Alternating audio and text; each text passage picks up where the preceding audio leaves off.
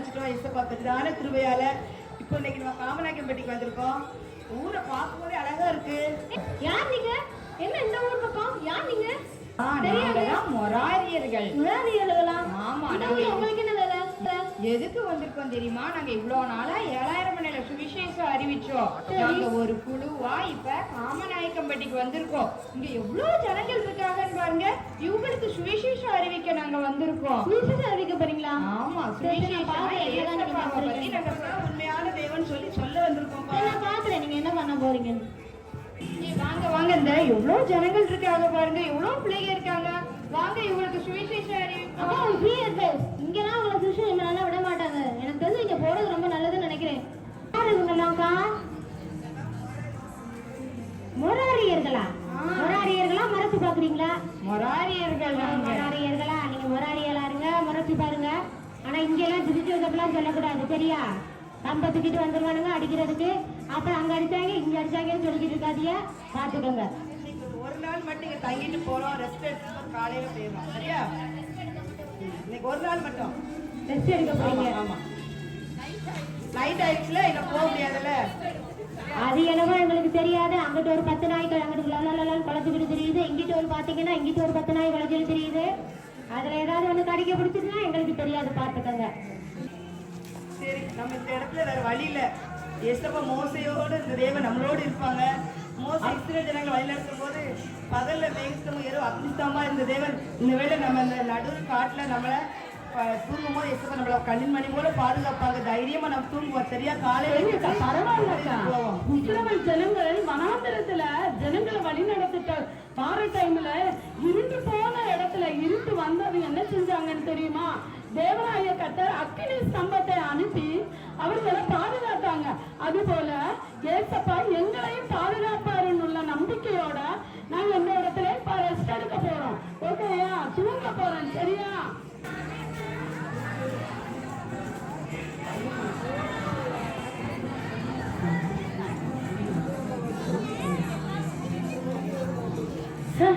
தூக்கமே வரமாட்டேங்குது.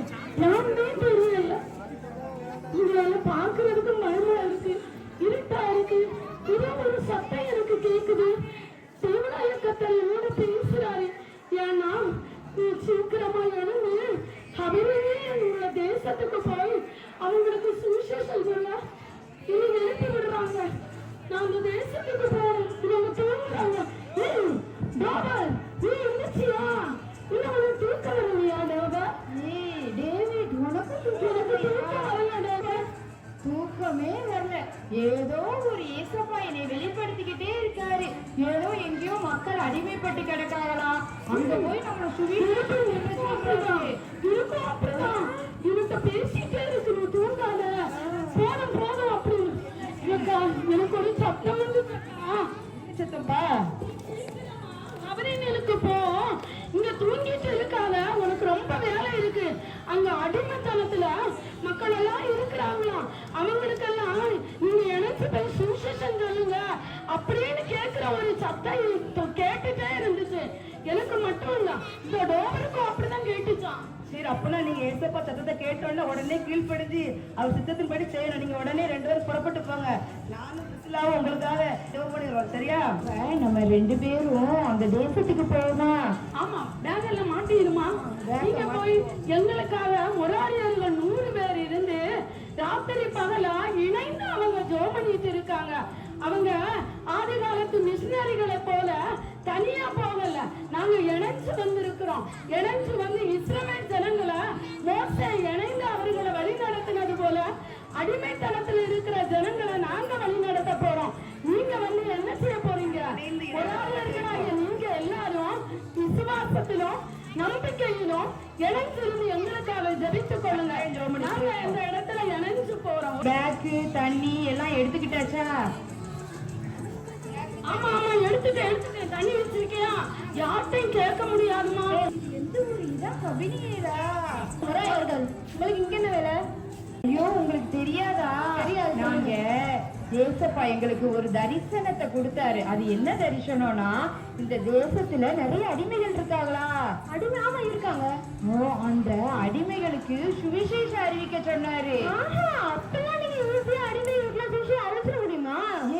இங்கெல்லாம் அதுக்கெல்லாம் சட்டம் இல்லை. உங்களை பிடிச்சி என்ன வச்சுருவாங்க பார்த்துக்கோங்க. ஐயோ, அப்ப அடிமைகளுக்கு சுவிசேஷம் அறிவிக்க முடியாது. சட்டம் இல்லை, அடிமைகளுக்கு நீங்க சுவிசேஷம் அறிவிக்க கூடாது. அச்சச்சோ. யார் சொன்னா இங்க அடிமைகள் சுவிசேஷம் அறிவிக்க சொல்லி? பரவாயில்லக்கா, நீங்க அப்படியே விட்டுருங்க அக்கா, அப்படியே விட்டுருங்க. யார்கிட்டையும் சுவிசேஷம்னு சொல்லக்கூடாது. நம்ம ஞானமா இருக்கணும். அங்க பாரு ஒரு போர்டு தெரியுது பாரு. போர்டு என்ன தெரியுது? அடிமை ஜனங்களை வழி நடத்துகிற இடம். தெரியுதா? தெரியலையா? அடிமை ஜனங்களை வழி நடத்துகிற இடம். அங்க பாரு ஒருத்தர் நிக்கிறாரு. நம்ம எப்படி போறது? கவலையே படாத, நம்ம 2 பேரும் ஒரு அடிமையாகவே போவோம்.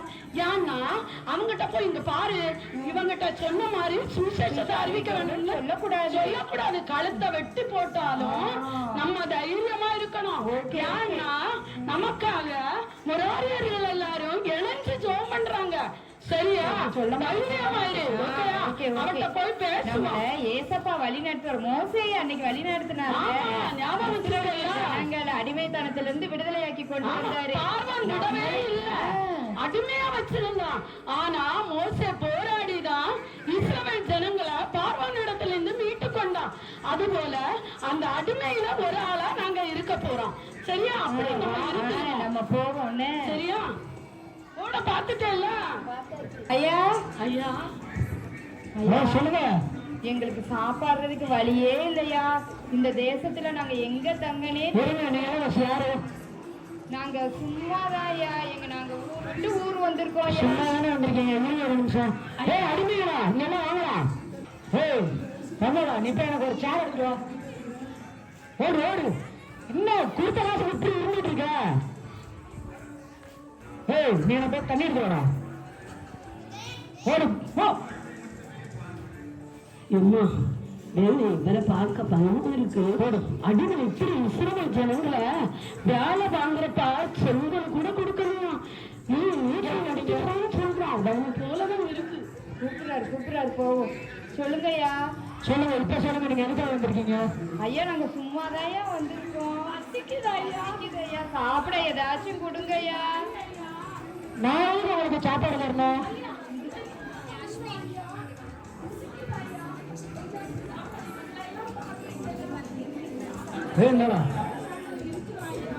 அவங்களோட இருக்கணுமா? என்ன அவங்கள அத்தனை அடிமையோட நான் வச்சிருக்கேன். அவங்களை எவ்வளவு நான் கஷ்டப்படுத்த வந்திருந்தா?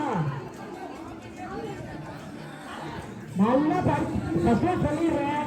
அவங்கள மாதிரி விட்டா அடுத்து அடிப்பேன். அது இடத்துல ரொம்ப கஷ்டப்படுத்துவேன். பரவாயில்லையா, நாங்களும் அடிமைகளா இருக்கோம். எங்களுக்கு சாப்பாடு போட்டுருவீங்கல்ல. எங்களுக்கு நாங்க எல்லா வேலையும் செய்வோம்யா. உங்களுக்கு என்னெல்லாம் வேலை சொல்றீங்க? சேர் எடுக்கணுமா?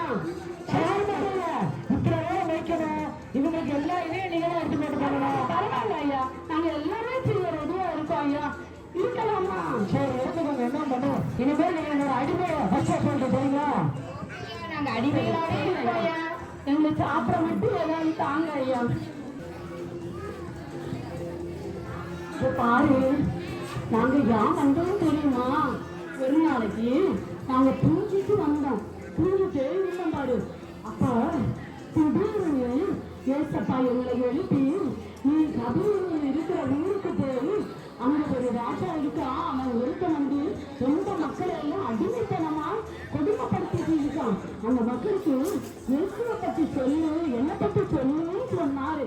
எங்களுக்கு தூக்கத்துல இருந்து கலைஞ்சு நாங்க ஒரு குழுவா இணைஞ்சு வந்தோம். புரியுதா?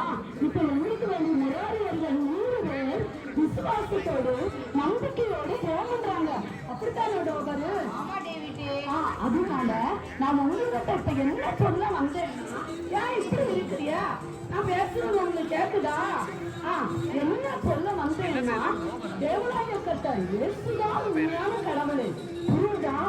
உங்களை அடிமைத்தனத்தில் மீட்டுக் கொள்ள, உங்களுடைய தேவைகளை எல்லாம் சந்திக்க, எல்லாரும் போல நீங்க ஃப்ரீயா இருக்கிறதுக்கு தேவனாய கர்த்தர் அவர் ஒருவராலதான் உங்களை முடியும். சரியா? அதனால நாங்க சொல்றத இந்த டோபரும் சொல்லுவா பாரு. கேள். ஏசப்பாவை விசுவாசித்தா நான் உங்களுக்கு விடுதலை உண்டு. ஏட்டா எகிப்து தேசத்துல இஸ்ரேல் ஜனங்கள் அடிமைப்பட்ட கிடந்தப்ப மோசே மூலமா விடுதலையாக்கி கொண்டு வந்தாரு. வனாந்தரத்துல நடத்தினாரு. வனாந்தரத்துல நடத்தும் போது அவங்களுக்கு தேவையான தண்ணி சாப்பாடு எல்லாத்தையும் கொடுத்து நடத்தினாரு. அது மட்டும் இல்ல, அவங்க ஒத்த செப்பலோடவே போனாங்க, ஒரே ஒரு ட்ரெஸ்ஸோட தான் போனாங்க. ஆனா என்ன நடந்துச்சு தெரியுமா? 40 வருஷம் நடத்தி வந்ததுல அவங்க ட்ரெஸ் வந்து தேவனாய கர்த்தர் நடத்துறதுல ட்ரெஸ் பரவலா போகல, செப்பல் வந்து பழசா போகல, சூப்பரா நடந்து வந்தாங்க. பாலும் தேனும் ஓடுகிற கானான் தேசத்துக்கு பிரவேசிச்சாங்க. அதே போல நாம உங்களுக்கும் அந்த தேவனாய கர்த்தர் இந்த அடிமைத்தனத்திலிருந்து பாதுகாப்பு உங்களை மீட்டெடுப்பார். நீங்க எப்படின்னா விசுவாசத்தோட நம்பி வரணும். அவரை நம்புறீங்களா? ஏசப்பாவை விசுவாசிக்கிறீங்களா? ஓகேதானே? அவங்க உங்க அடிமைத்தனத்துல வச்சிருந்தவங்க வர்றதுக்கு முன்னால நம்பிக்கை அந்த பயப்படக்கூடாது. பஸ்ல இருந்தீங்க, தண்ணி இருந்தீங்க, அப்படின்னு பயப்படாதீங்க. உங்களை கண்டிப்பா அழைச்ச தேவன் நம்பிக்கையோட வாழுங்க. உண்மையா இருக்கிறாரு. உங்களையும் நீங்க புண்ணியா இருக்கலாம். போனோம் புண்ணியா நடந்து வரணும். உங்களை அடிமைத்தனப்படுத்துகிறவன் வரதுக்கு முன்னால தீவிரமா நீங்க நெருங்கி வரணும். நாங்க வந்த காரியத்தை தேவனாய கர்த்தர் வெற்றியா முடித்தாரு. இத்தனை ஜனங்களை நாங்க அடிமைத்தனத்திலிருந்து மீட்டுக் கொண்டோம். புரியுதா? நம்மளும் என்ன செய்யணும்?